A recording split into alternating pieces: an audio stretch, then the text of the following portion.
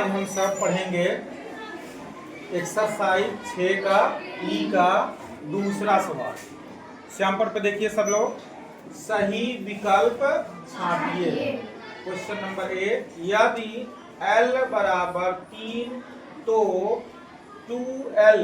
अब देखो यहाँ से यहाँ तक ब्रैकेट है, ध्यान देना ब्रैकेट को, इसके बाद घात 3 है का मान है।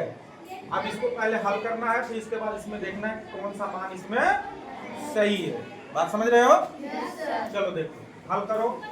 कह रहा जहां यल हो वहां पे आपको इसकी वैल्यू कितना लिखना है? 3। तो 2 गुणा एल, एल का मान कितना? 3 के घात 3 बराबर 3 गुना, पहले इसके अंदर हल करेंगे, ठीक है बेटा? तो ये हो जाएगा 6, अब ब्रैकेट खत्म हो गया, तो 6 के घात क्या लिख देंगे? 3, फिर बराबर 6 गुणा 6 3 बार। अब गुणा कर दो, 6 6 का 36, अब 36 में 6 का गुणा कर दो, कितना आया? 36 को 6 हाथ में लगा, 3 6 18 19 20 21 216। तो 216 इसमें देखो कहाँ है?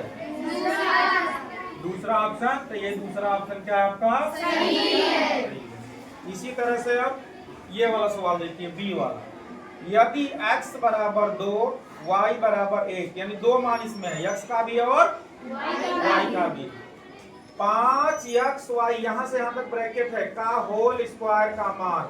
अब देखो लिखना ब्रैकेट में 5 गुणा x गुणा y का होल स्क्वायर, फिर 5 गुणा x की वैल्यू कितना?